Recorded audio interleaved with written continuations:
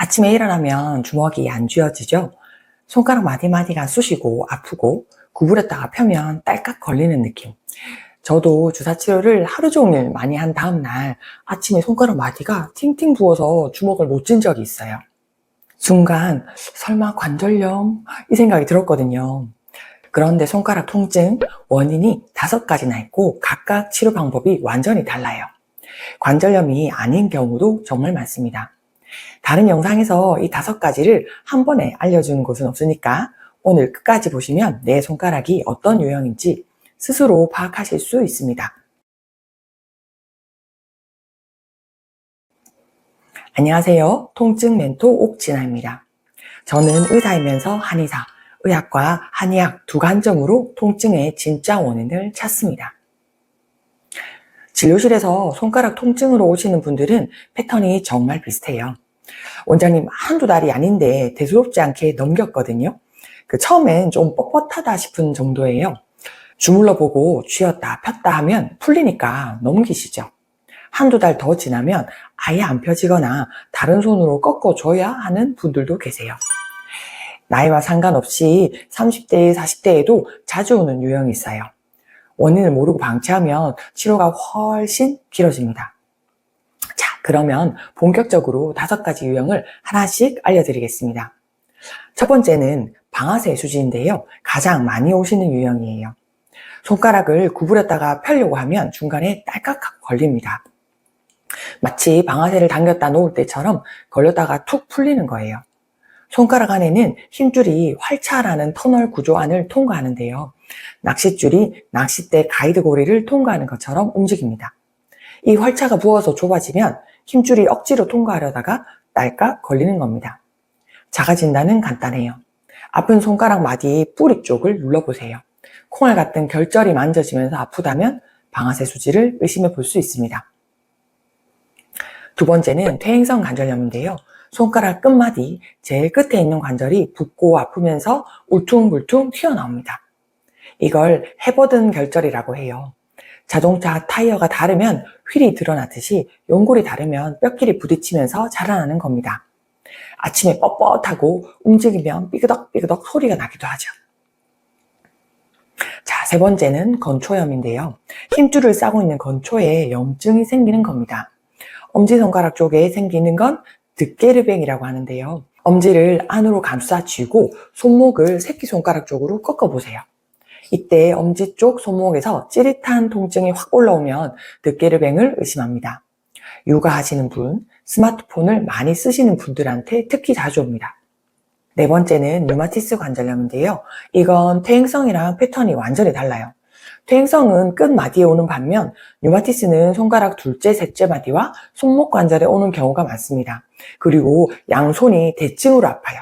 아침 강직이 1시간 이상 지속되는 것도 특징이에요. 이런 패턴이 보이면 반드시 혈액 검사를 받아보셔야 합니다. 5번째가 가장 의외인 유형인데요. 원인이 손가락이 아니라 목에 있는 경우입니다. 경추 6번 신경이 눌리면 엄지, 검지 쪽이, 7번이면 중지, 8번이면 약지, 소지 쪽이 저리거나 아플 수 있어요. 이런 분들의 특징은 손가락을 아무리 치료해도 안 낫는다는 거예요. 원인이 목에 있으니까요.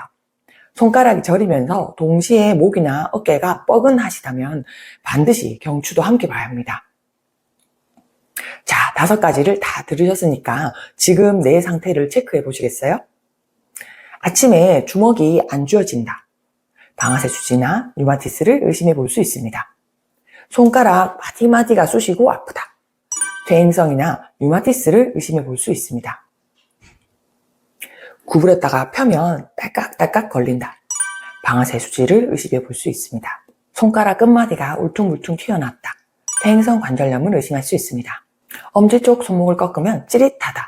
득게르뱅을 의심할 수 있고요. 양손 중간마디가 대칭으로 아프고 아침에 1시간 이상 뻣뻣하다.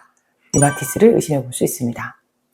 손가락이 저린데 목과 어깨도 뻐근하다. 경추신경 문제를 같이 의심해 봐야 합니다. 2개 이상 해당되면 복합 원인일 수 있으니 전문가의 평가를 받아보시는 게 좋겠습니다. 그러면 손가락이 아프면 뭘 해야 하느냐? 파스를 붙이고 찜질을 하신다. 이건 급한 불은 껐지만 좁아진 활차는 파스로 넓어지지 않습니다. 원인이 그대로니까 반복이 돼요. 스테로이드 주사를 맞는다. 효과가 빠릅니다. 그런데 반복하면 힘줄이 약해질 수 있습니다. 특히 방아쇠 수지에서 3번 이상 반복하면 힘줄 파열 위험이 올라간다는 보고가 있습니다. 맞을수록 효과 기간이 짧아지시는 분들, 이 이유예요. 왜 스테로이드를 반복하면 힘줄이 약해지는 걸까요? 스테로이드는 불을 끄는 소화기예요. 염증은 잡아주는데 동시에 그 주변의 힘줄 조직도 약하게 만드는 겁니다. 불은 껐는데 건물이 더 약해지는 거예요. 실제로 연구에서도 스테로이드 반복 주사가 건의 퇴행성 변화를 악화시킨다는 결과가 있습니다. 진료실 이야기를 하나 드릴게요. 40대 여성분이 오셨는데요. 오른손 중지가 아침마다 안 펴진다고 하셨어요. 스테로이드 주사를 2번 맞으셨는데 맞으면 한 달은 괜찮다가 또 재발하시는 거예요. 초음파를 보니까 활자가 두꺼워진 건 맞는데 한의학적으로 진찰을 해보니 손목에서 팔꿈치, 팔 전체의 순환이 안 되고 있더라고요.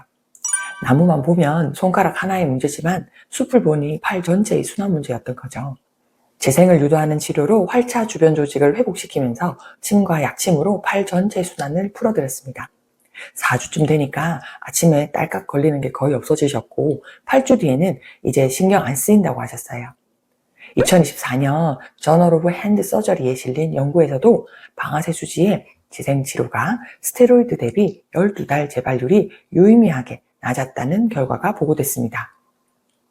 한의원에서 손가락 힘줄을 어떻게 봐? 침이 효과가 있어? 이런 의심이 드실 수가 있어요. 한의학 연구에서 득계리뱅의 침 치료가 스테로이드 주사와 비슷한 수준으로 효과를 보였다는 결과가 있습니다.